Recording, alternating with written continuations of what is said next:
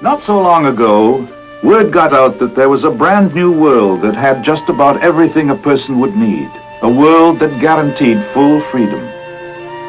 They made up their minds then and there to sacrifice everything for the day when their descendants, you and I, would be able to live in the manner that they had been denied.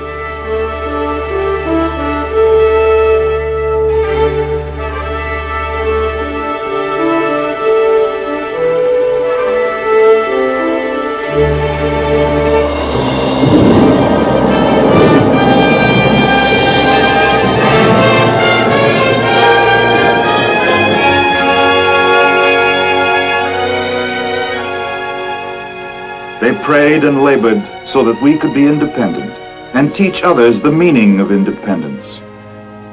And eventually there were 13 sisters by the sea who built their home and called it liberty. It was one of their sons who proclaimed, "That government of the people, by the people, and for the people, shall not perish from the earth."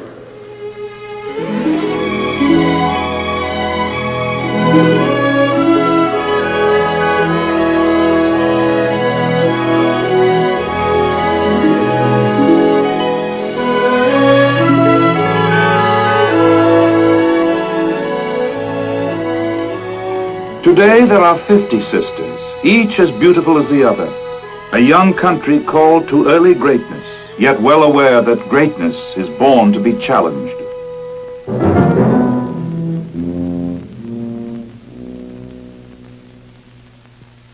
All of us in NORAD, the North American Air Defense Command, are deeply conscious of our responsibilities for the defense of the United States and Canada. We know that the better our aerospace defenses, the more NORAD contributes to the deterrence of all-out war, and if deterrence should fail, the better NORAD could ensure the survival of all of us. The threat against us is changing in scope and degree. Our aerospace defense capability must therefore change continuously to successfully counter the threat. Every challenge sets the pace. We can't be content in second place. There's the challenge to extend our defenses in aerospace. The challenge for speed. Supersonic speed. The challenge for altitude. For firepower. And the challenge for weapons that can deliver this firepower to the target. Should an aggressor decide to make us a target.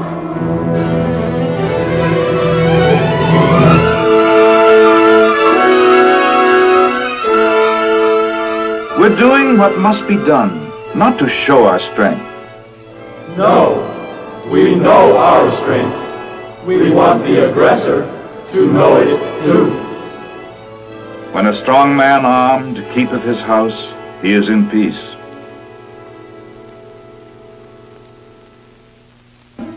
Defense is an ancient art, the key to survival. Its story is old and has been told and retold in many ways.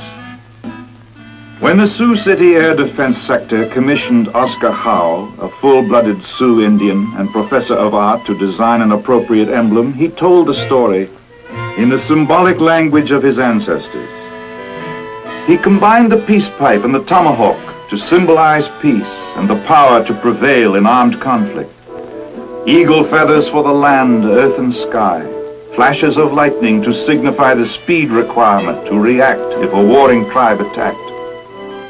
Professor Howe has tied in the past with the present. The story is the same, only that the old has made way for the new.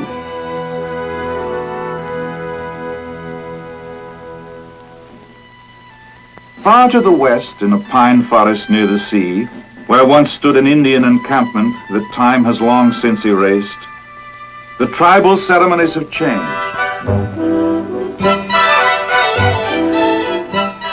The teepees of the braves and tribal council have been replaced by those that better serve the times. Where scouting parties once searched the nearby woods to determine the enemy's whereabouts, we now rely upon the eagle eye of electronic scouts.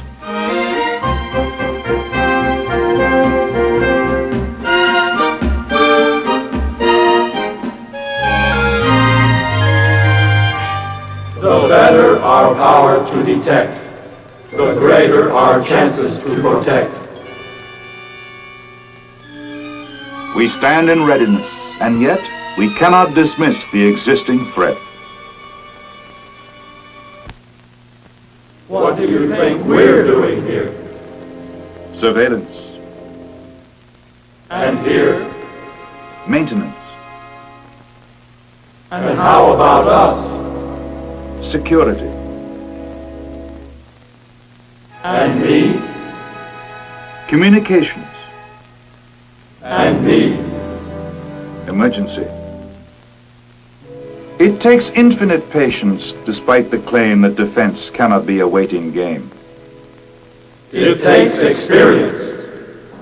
The actual performance of tactics we've learned is the only teacher where defense is concerned.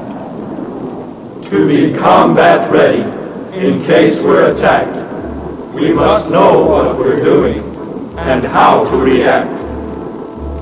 So we picked the toughest, most professional opposition we could possibly find, the hard-hitting target force of our own Air Defense Command. These men were assigned to simulate every tactic and evasion action that's known.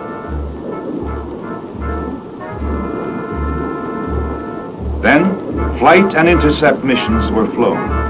The friendly enemy. Friends versus friends, while one invades, the other defends. In preserving our peace, we have learned from the past. Without a defense, things can happen too fast. Without an organized program and the men to administer it, just one mistake would be the last.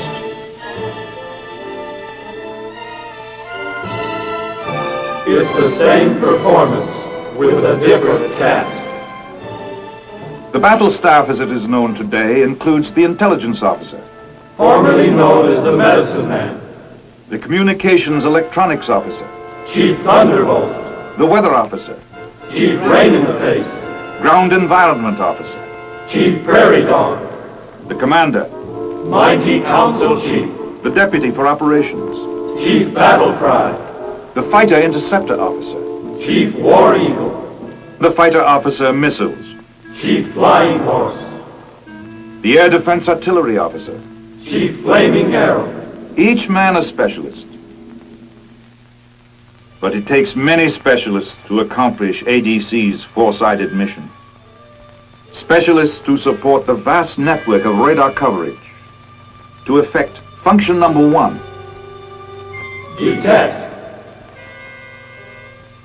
others to catalog and keep track of known air traffic and perform function number 2. Identify,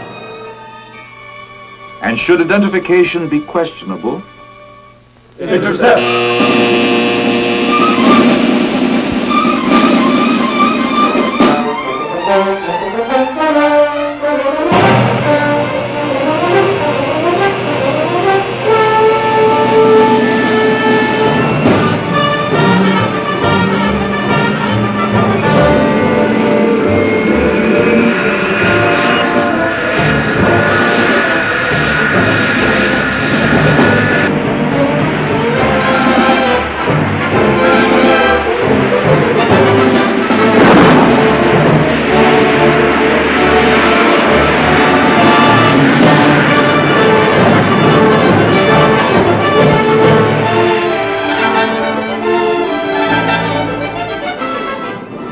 and those men who, in case of a hostile visitor, must execute the final command. Destroy.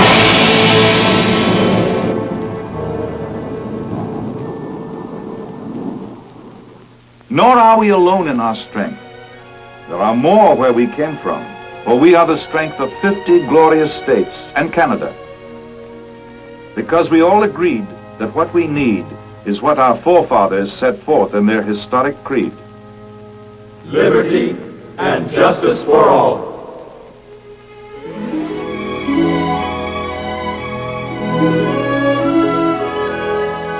And so we joined hands and built a wall of sentinel eyes and ears extending from our borders to the wide frontiers of outer space. In the desert, On tops of mountains, under mountains, on the ocean, over the ocean, across the Arctic,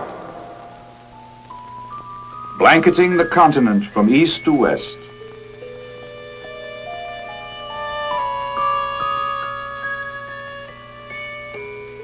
And man must live with that which he has created, keeping his lonely vigil along far-flung frontiers.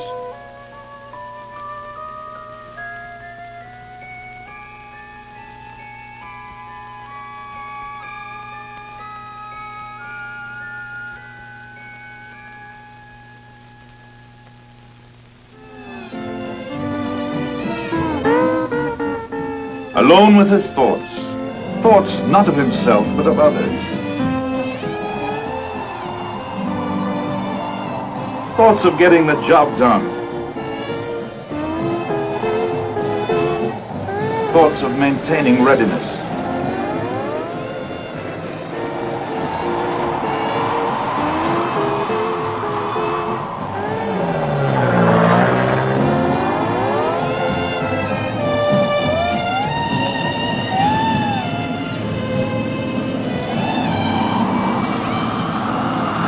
It's work, sleep, eat. an army travels on its summit. So said Napoleon. And when you consider that the pilots and crews of the United States Air Force are the most traveled men in history, why shouldn't they be the best fed? The cooks who prepare the in-flight meals know the type of food that best appeals to the men on air surveillance flights.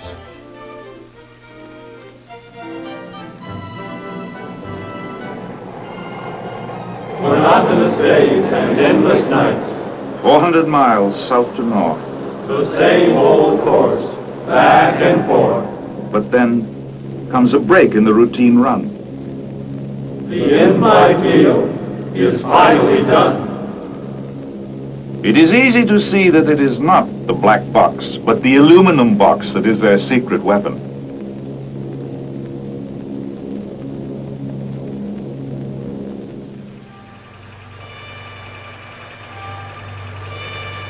When it comes to defense, man will find the means. And so he created a new world of machines. Machines that can talk. Memory machines. Machines that operate other machines. Machines that compute and tabulate. Machines that measure and calculate. Machines that collect and communicate the data gathered by other machines to ADC's master machine, which instantly displays it at the Combat Operations Center on a giant screen, keeping NORAD alert to the overall scene. The COC, heart of the North American Air Defense Command, where our Army, Navy, and Air Force join hands with the Royal Canadian Air Force in the common cause of aerospace defense. Here the commanders busily contemplate the future. From Kitty Hawk to Cape Canaveral has been a little over 50 years. The next 50 years will make even these accomplishments seem insignificant by comparison. Just around the corner lies the most challenging era of all time. Landing on the moon.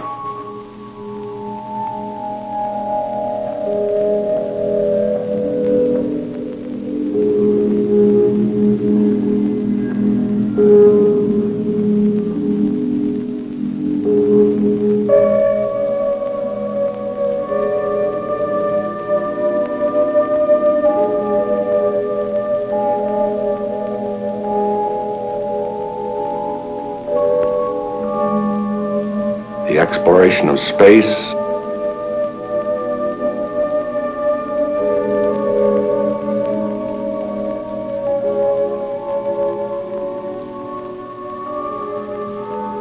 eventually interplanetary travel.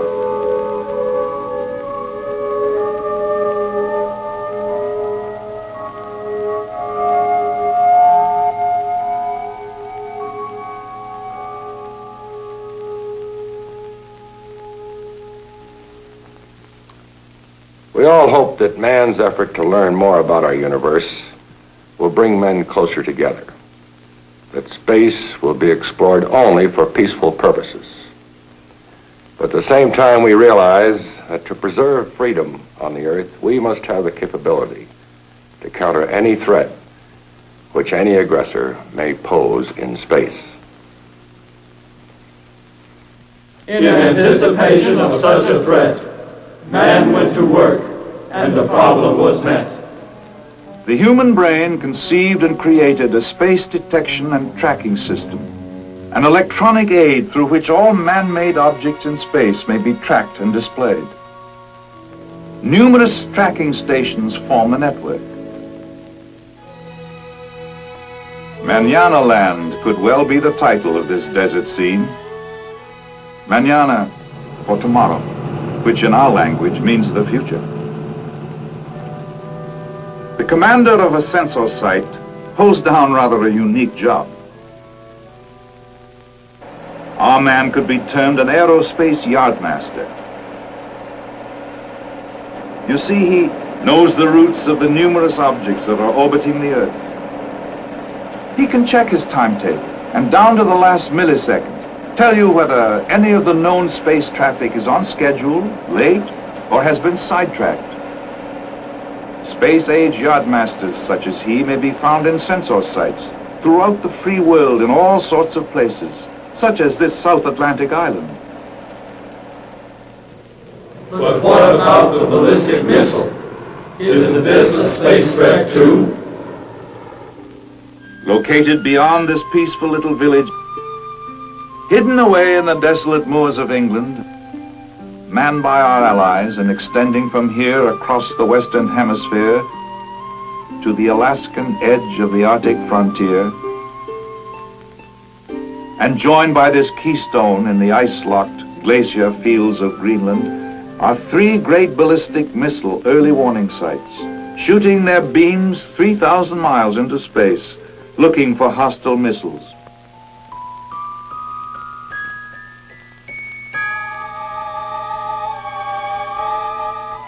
Silhouetted against the lost horizon, a chain of strange structures looms, separated yet invisibly linked to the all-seeing watchtowers of defense, scanning, searching, probing, penetrating the cosmic reaches of outer space from the top of the world. A fantasy land of reality, set within the science fiction atmosphere of what could be another planet.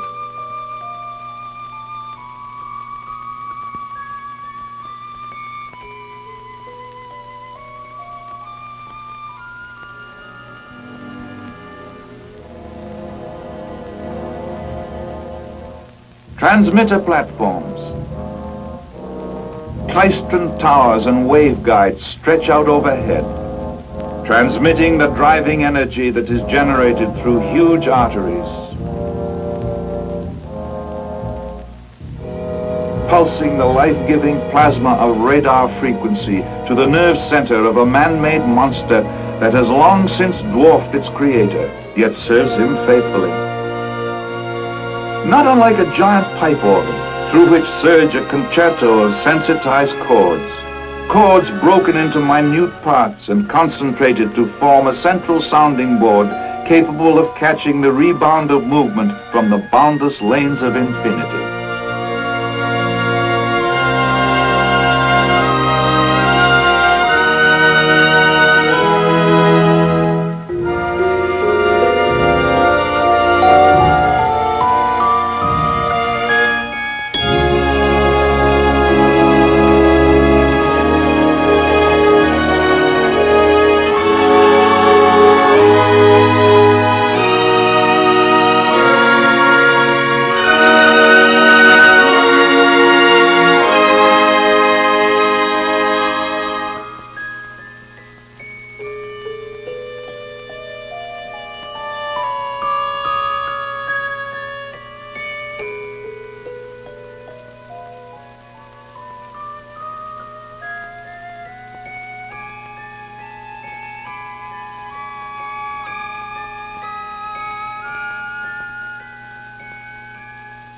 Barren as it appears, a vast population, compounding countless trades and professions, tends this early warning system's every need.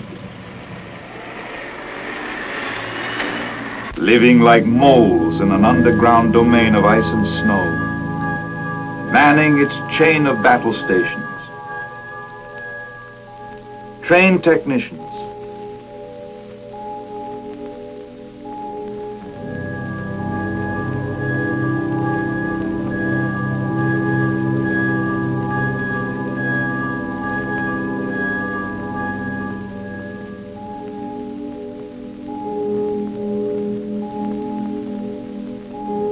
technological specialists whose erudition far surpasses their youthful appearance.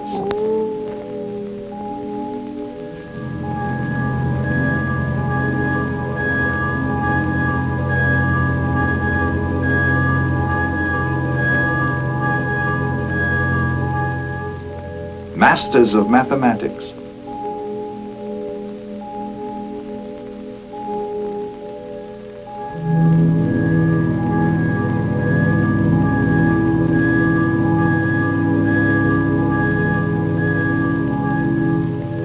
cosmic explorers on the alert, sensitive to the heartbeat and pulse of their charge.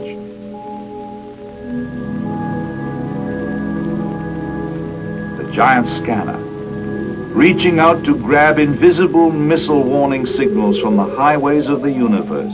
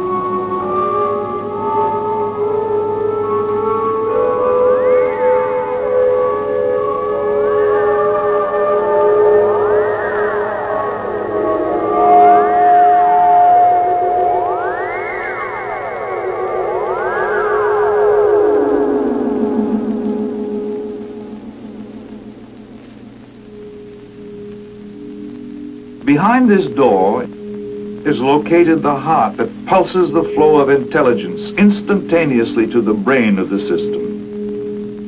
The NORAD Combat Operations Center, Colorado Springs, the core of our continent's aerospace defense, attuned to any and all symptoms of unrest as relayed from every nerve in its system. We have come a long way, yet much lies ahead. As we stand today, we are somewhat in the same position as we were in the 15th century, when the explorations of Marco Polo, Magellan, and Columbus opened up new vistas of man's world. When the mysteries of space began to yield to such men as Galileo, sharpening man's awareness of the vast universe that lay beyond. So exciting became the hopes of the future that the great scholar Erasmus, in the closing years of his life, expressed his reluctance to die with this vast new world opening up before him. Today, man on the threshold of century 21 continues to delve into the laws of nature and is coming closer to solving the mysteries of the boundless universe. And with the promise of this bright and enlightening era, the importance of defending our hard-earned freedom has increased enormously. We hold these truths to be self-evident, that all men are created equal, and that they are endowed by their Creator with certain inalienable rights, among which are life, liberty, and the pursuit of happiness.